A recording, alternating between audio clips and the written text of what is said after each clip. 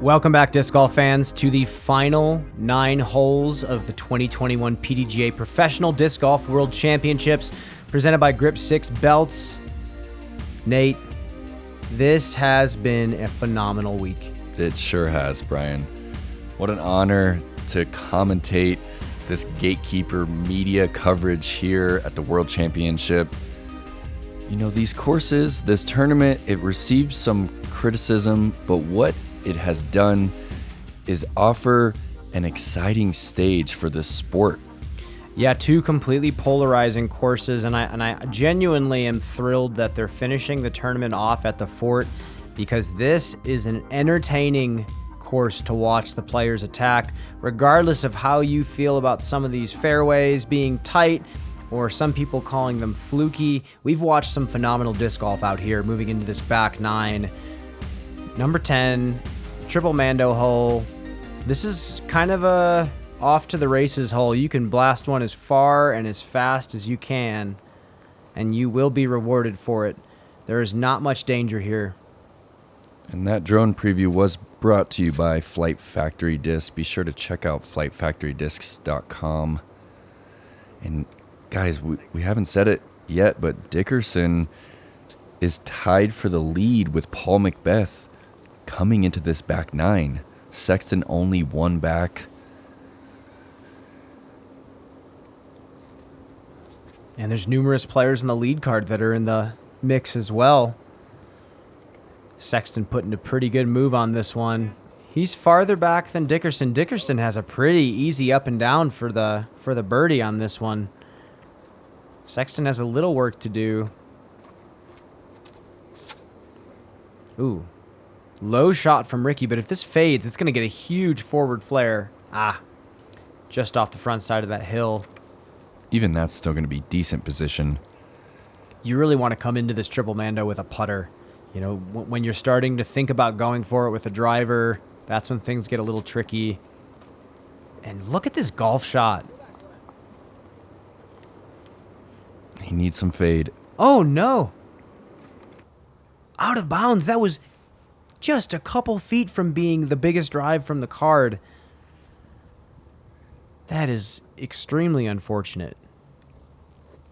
There's this unique thing that happens at the Worlds where there's so much emotion tied to these shots. To see Ricky spit out on hole 9 and to see him kind of struggle on the front, you hate to say it, but it's almost over for him. And it's you know, now with this completely shot, over. It's over for Mason Ford. And, you know, as a fan, it's just a little heartbreaking that the work that these players can put in and the performance they've had through 4 rounds, and then they kind of know that they don't have a chance at the title.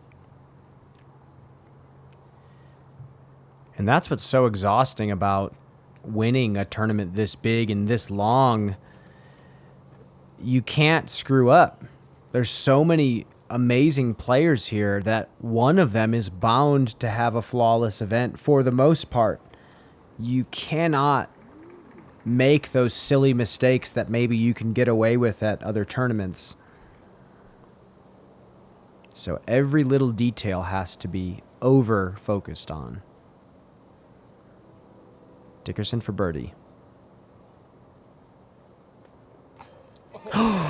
Oh my goodness. Did he think that he missed it? Gatekeeper rewind here. Look at him just look away from it like, oh, it's right. But he lofted it. He didn't put a lot of spin on it. He literally just put it up in the air and it trickled into the basket.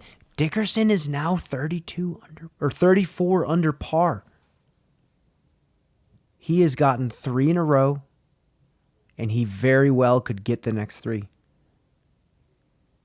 Wow. I don't think any player can make a putt from that range as slow as Chris can. We saw him at hole 17 at USDGC, that putt that just barely crawled over the rim. That one reminds me of it right there. His pace control. And as a spin putter, it's extremely important to be able to, you know, play basketball, so to speak, with the basket and just drop the disc in when you need to. If you're one of those spin putters that has one pace, it can get really scary at times. There's Ricky with a bogey after missing the triple Mando. And like you said, it's starting to dwindle for him a bit. He knew he had to play aggressive going into this round. You knew that he was 5 back. Number 11, 484 feet. Big, high flex shot over the trees on the right side if you want the birdie. We haven't really seen anybody not go for that line. Yeah, it's another one of these par 3s that there's one specific way to do it. This one happens to be one of the harder greens to access.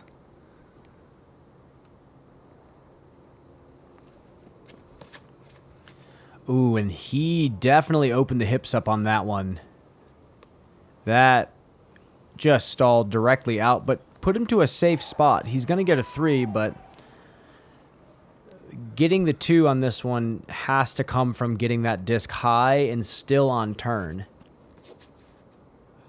And same mistake from Nate. Yeah, right is how you're going to access the pin, but left is actually the safe spot for the par.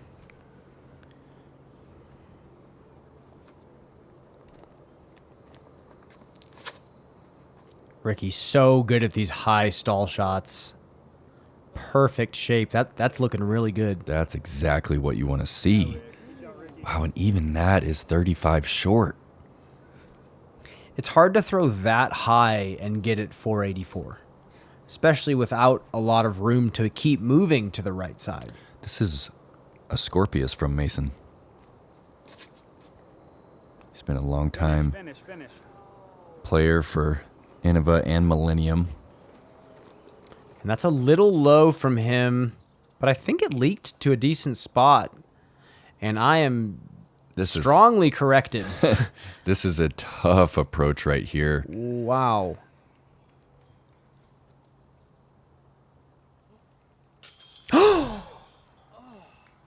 Oh, no. What a roller coaster of events. And the fact that didn't stay in, it was coming in on Annie and just slid out left. Yikes. What a bid from Ford. And I'm sure he's fine taking a 3. That 2 would have been a phenomenal bonus for him. That one really scared us, Brian.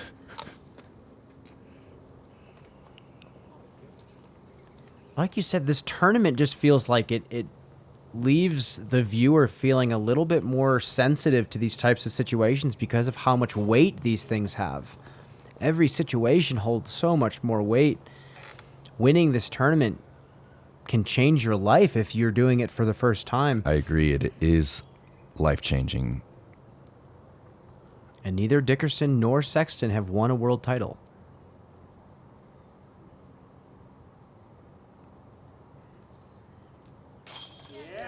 Great putt from Sexton, framed up through the skinny trees.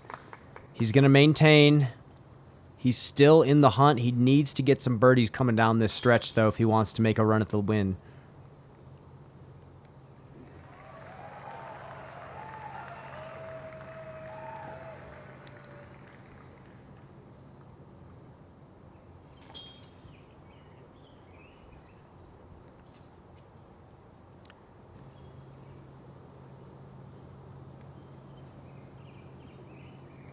What a highlight that would have been. Almost sticking as we move into number 12.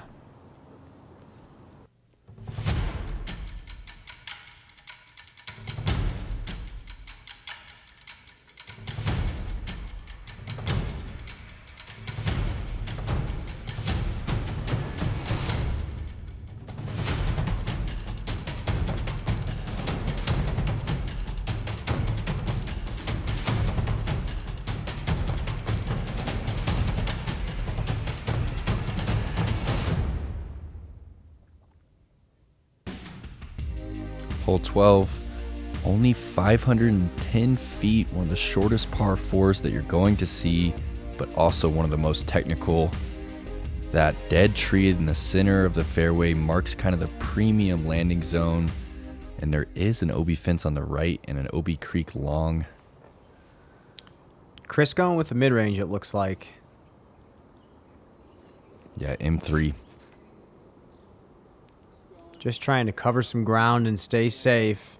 And that looks pretty prime, to be honest with you. That is a tough shot to get up there. We've seen Nate go with this forehand here. This is a sidewinder, ensuring that he's going to hit the gap. Oh, that's got to keep coming. Oh, Get down. He has gone OB over the fence and not touching anything. Yeah, you said it. He didn't touch anything. That's so hard to do. I cannot believe he just got a red flag. And we watch Ricky throw just a textbook shot. I want to show you how compact Ricky is when he throws these putter mid-range shots. Not even close to a full extension. He actually almost keeps that 90-degree angle on his arm the entire way. And he's one of the few players, Garrett Gerthy is another one, where that disc is just up and down in his hand. It's not at all the angle that he releases on. Very special to be able to get your angle correct at the very moment that you pull through. Very intuitive. After Mason hits early, he has to throw this trick sidearm. But look at this. That's circle one. That's putting for birdie. That is not easy to do from back here.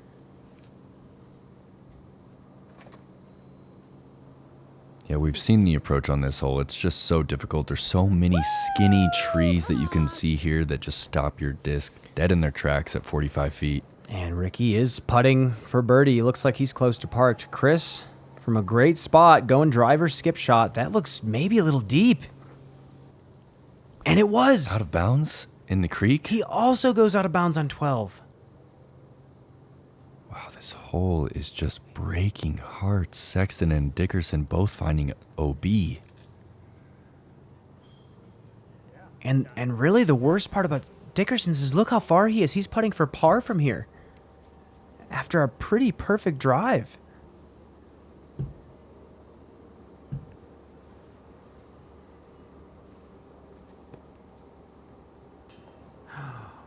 That is a grave mistake. Yeah, my stomach kind of dropped on that one. I can't believe how unfortunate of a kick into the creek that one was. That A3, while it might have been hung a little wide, that is just double punishment there. Oh, and Sexton misses his bid for par. They are both going to drop a stroke here on 12. And we kind of have a switch. We have Ricky and Mason taking their birdies on this hole after some solid shots. There's still a lot of birdies to be had on this course, and they can definitely make a run up the leaderboard there. Chris has to refocus. He still has such a shot to get up there and maintain a lead in this tournament, but he's got to get moving quick. Hole number 13, tricky hole. 215, lots of flex sidearms. We saw Paul McBeth throw a thumber on the hole. James Conrad going high, nose up, stall, backhand. Just give yourself a look at this basket. Ricky going high, forehand flex with a Firebird. Yeah, that's what you want to do. It's almost like this hole is a they've set up an approach on a par 4. Yep. Scrambling off the tee, common theme here at the fort, and this is part of what makes this style of golf so exciting to watch on camera. It's not just stock shot after stock shot. He's going thumber. You don't see that often from him. It's a flippy fairway too. That's an F5 that he's throwing for that thumber shot. He wants that quick flip. He wants that shape to happen. Too overstable and it doesn't pan right away. I personally love watching this. I love these curveball holes and all the trick shots that the players pull out. And Ricky going over the branch, Nate going under the branch and gets caught up in those guardian trees. This is 65 feet for birdie. And he has no choice, right, Brian? No choice. OB water right behind the basket. He's got to float this with a little nose angle.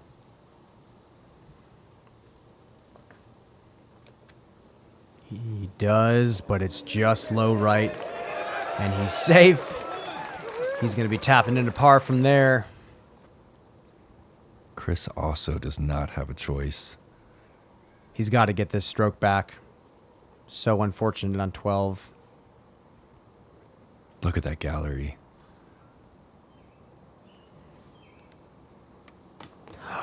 And he puts it low as well. I'm guessing the OB was in mind.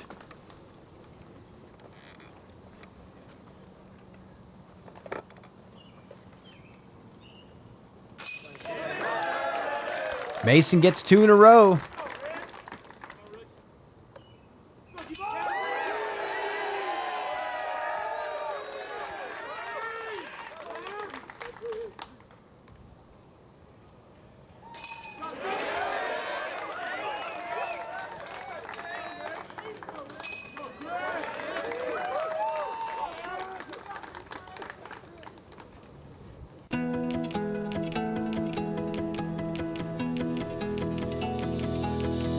Disc golf is a relatively young sport, but its popularity makes it one of the fastest growing pastimes in the world. The PDGA is a not-for-profit, worldwide player organization dedicated to promoting the sport. Like a long drive off the tee, disc golf is soaring. So don't just be a witness to disc golf's explosive growth, be a part of it. Join the PDGA. Hole 14, 652 par 4. You got an OB creek on your right. Low ceiling, about 250 off the tee. The cluster of trees you want to be just left of. And then you still have this really tricky stall hyzer shot to get to the pin here. And we've seen this hole actually give this chase card some trouble. Ricky has thrown a dime if that gets the right skip. Soft. Yeah, I think that's exactly where you want to be. You're in front of that section. A lot of decent drives will land right in the middle of those trees, and you have no option to get up and down for a birdie. You want to either finish straight. We saw James Conrad go with a volt, a fairway driver. We saw Paul Macbeth throw aggressive distance driver, and Mason's going with a clean forward skipping driver. Yeah. And hopefully that angle is decent. He might be pinched off by a tree right in front of him. We'll see. That was a T-bird for Mason. You know, Brian, I was asked this week what I thought makes the World Championship so prestigious, and you know, it's the collective belief that it is the best title that you can win. It is, and the fans feel it, the players feel it, the sponsors feel it.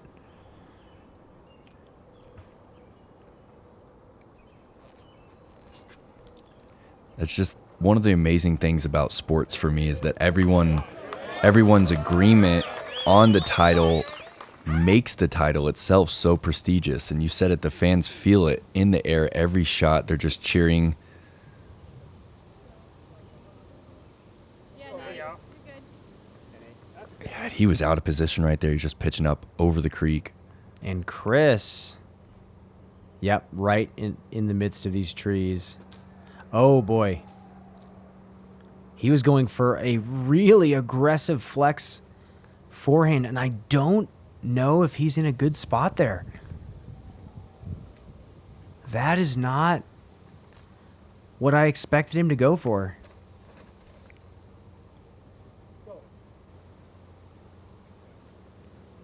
Ricky gets to circle 2. And Mason is way up here.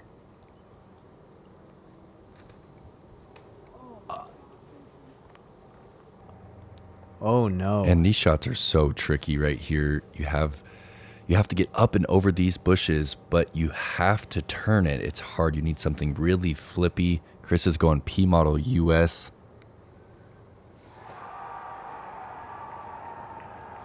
What a roar from the crowd, right in his backswing too. And he actually puts himself to a decent spot, sneaking through that backside. That's going to be a par look. Mason, after kind of an unforced error there, is going with that AVR X3. Sit down. And it does. Great shot.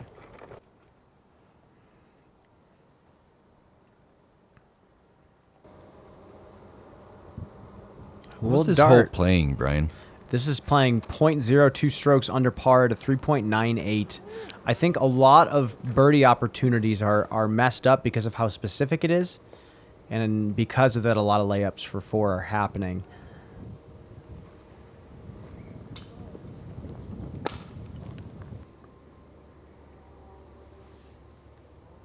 This is for a big par. And he gets it. It's a great save from 30 feet. Keeps him in the race with 4 holes left.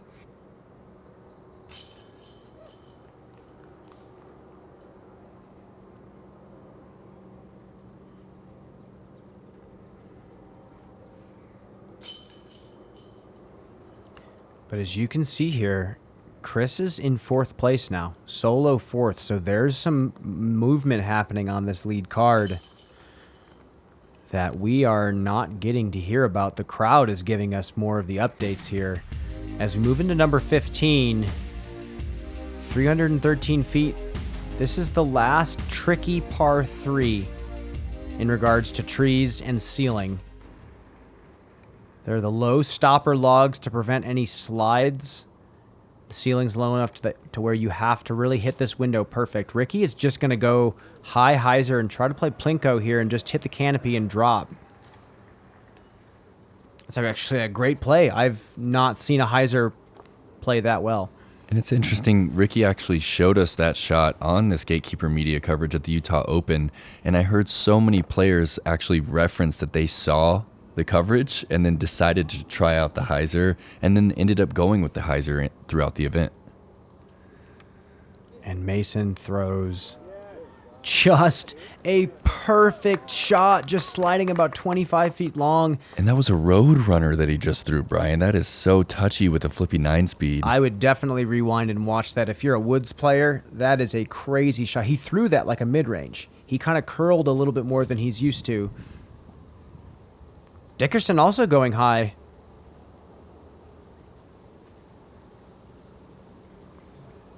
And that sounds like he got caught up a little bit compared to Ricky's. And when Sexton needs it most, he's leaning on his Firebird.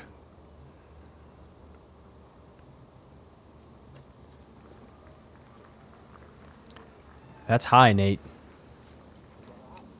Snuck through everything. It was high, but it's parked. Wow. That's huge. Quite the break. And he's got to capitalize on that. Chris has got caught up way early, and he has a tough shot to the basket here.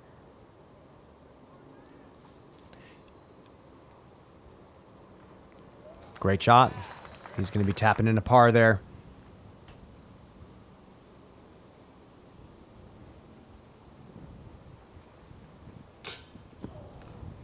We have heard more metal than we have in a long time for Ricky Wysocki. These long putts just are not falling for him.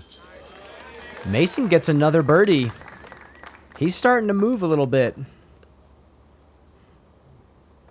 Cracking the top 10. That's a significant birdie right there. He is now only 2 back. And Chris has not birdied since the 10th. He has 1 over on his last 5 holes. Number 16. What else is there to say? James Conrad acing this one the first time he played the fort in this tournament. This hole is iconic. It can make or break a round right here. Calm conditions, though. It has been pretty calm all week, hasn't it? This one usually has a gentle left to right. Actually, you see it getting tossed a little bit, and Mason just parks it. Stepping up with poise. That's going to be another birdie look for him. And that's a Firebird as well. It's hard to get the 9 speed to check up that like that. Sexton going with the same shot. Oh, and all hyzer. Wow. Both of those shots are so difficult to get him to land that soft. Yeah, you see Ricky is going with a pig here. Ricky's not chancing anything. He's even going with base plastic. He wants to hit and sit without any chance of bad luck. That's got to sit. And he sticks it as well, 20 feet. We are seeing 4 sidearms on this hole.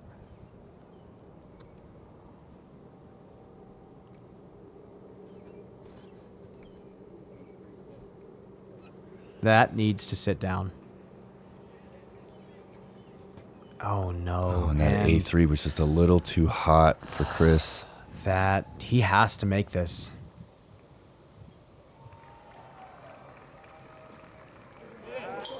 Wow. He does! Bang! Give us that Gatekeeper rewind. Perfect. The heart the whole way just starts walking it in. That is a focused, confident putt. That's what we needed to see out of Chris Dickerson. He has 2 holes left to snag some birdies and put some pressure on the leader. What a putt.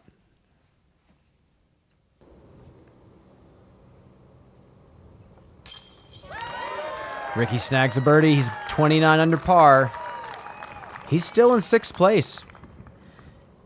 Even after a round that, to his standards is not going to be that solid, he's still maintaining a 6th place position.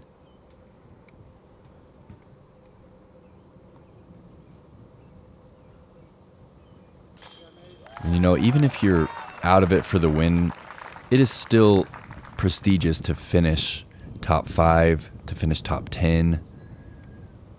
It's just something to look back on, when your career does happen to come to an end. And for some players, it matters more than others. I know for a player like Ricky, maybe 8th or 5th doesn't matter as much as 1st. But for Mason Ford, to finish in the top 10 would be incredible for his career. Number 17, we've seen this break the hearts of many players. You can get really aggressive off this tee.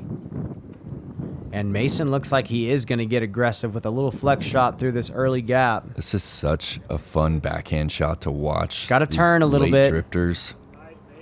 And and he finds a gap, but in the cluster, that is in prime position. Nate goes for the left gap, the far lefty gap. Just trying to get a skip. He's going X-Cal. It needs to travel nearly 400 feet before it skips if you want to get in that premium spot. Nice shot. And he has done just that. I want to show you Nate Sexton's sidearm, how balanced he is, and look how solid his elbow is leading this shot. He gets this Excalibur way out in front of his body before he releases to make sure he can get the nose down. And there's the patented hop right there. Yeah, leads with the elbow, turns his body after he releases the shot. Gatekeeper, thank you so much for providing us with these form checks. And Brian, no one breaks it down better than you, man.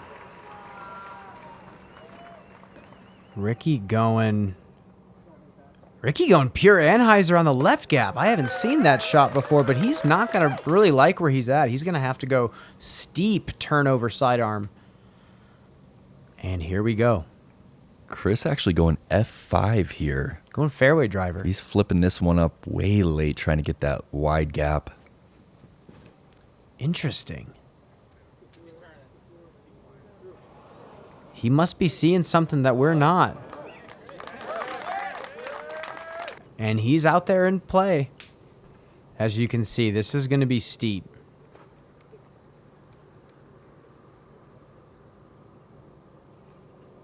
Nah.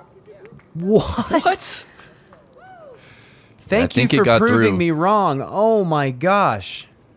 Having played that hole from that spot, that is ridiculous. Yeah, multi-angle shot. He must have gone over that little house right there to get that close. Chris has put himself short again. He's got a circle 2 putt for a birdie, but he's got to capitalize. Wow, Sexton really spinning the dart from right here. That's so beautiful. And why would he not? When it lands just like that, that is picture perfect. He is moving right now, and he's going to have a birdie putt from right there. And this could be the separator from him and Dickerson. If he birdies 18 after this, he might have a shot at the win. Mason is truly a gap hitter. It's a tough shot with a stable disc. That was his mortar.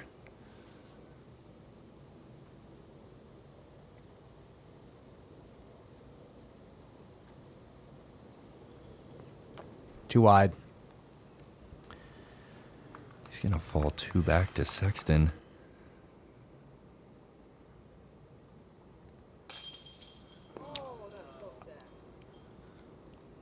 Right you are, Mason. Just too far left. These baskets in particular like low center. That is their favorite spot to be hit.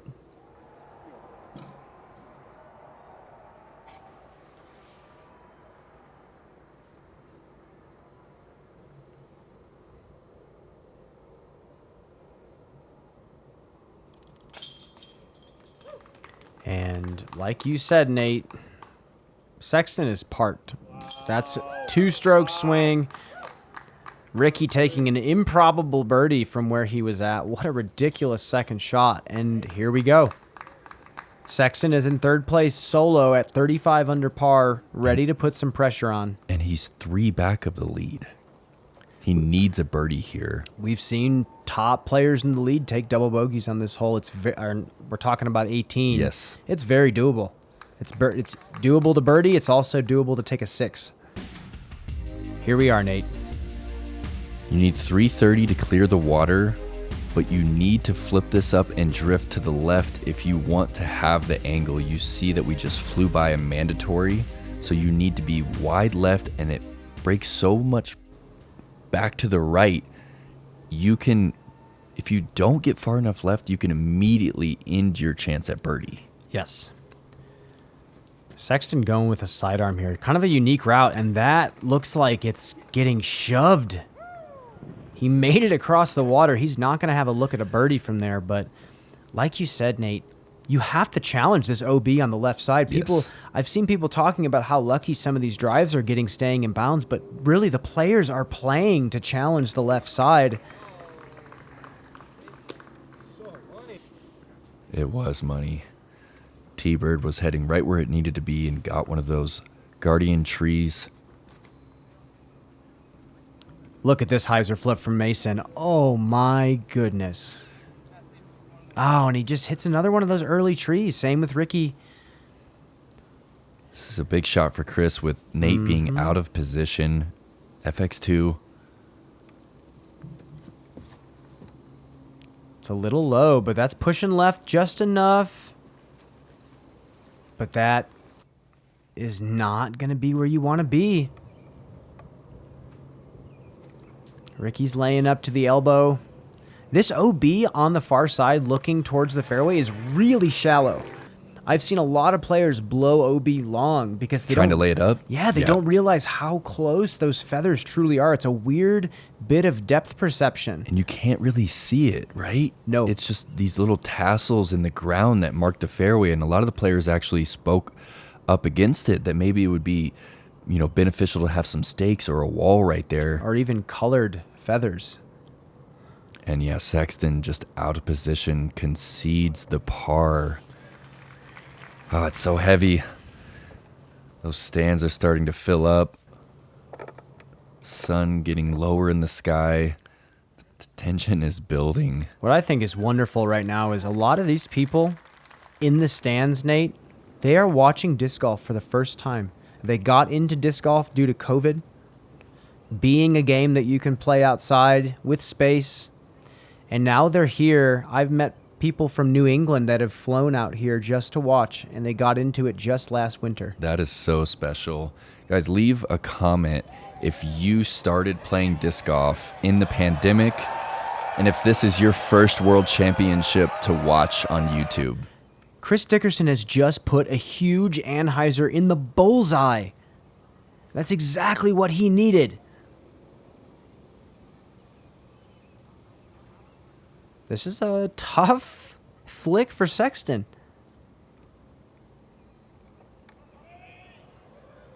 He had to hang that all the way out of bounds. And he is not going to falter, Brian. That is going to be good for a podium finish. And Ricky, from the middle of the fairway, throwing wide. And he puts it as well, right inside circle one, 15, 20 feet. What a tournament for Mason Ford. Absolutely. It's been a treat to see him up close and personal on this coverage. I've known that he's had the skill set for a while, but to make the chase card again, it is just a huge honor for any player.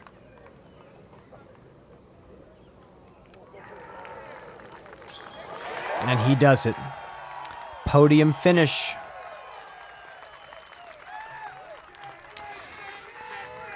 The lead card has not finished yet, so we don't officially know if he's solo third yet. But what a crazy event for him. And Ricky Wysocki did not get the win, but a 7th place finish. I saw him tossing some wristbands into the crowd, running around, giving people high fives. He is a true champion. As is Chris. Kind of fizzled out towards the back stretch of this round. Even on the back 9, Brian. Even par. 1 birdie and 1 bogey.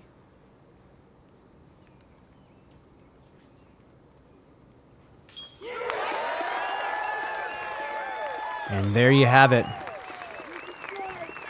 This is going to be a spoiler. We are going to check in with Jomez now.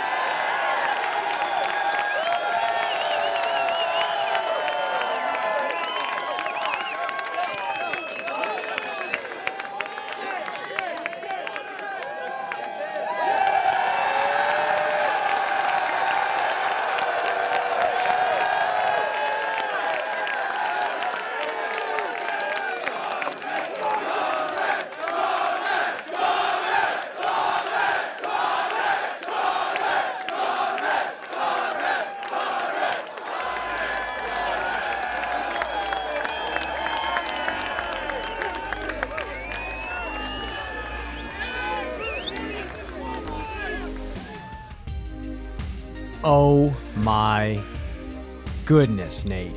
What Brian, a tournament. I've never felt so much emotion.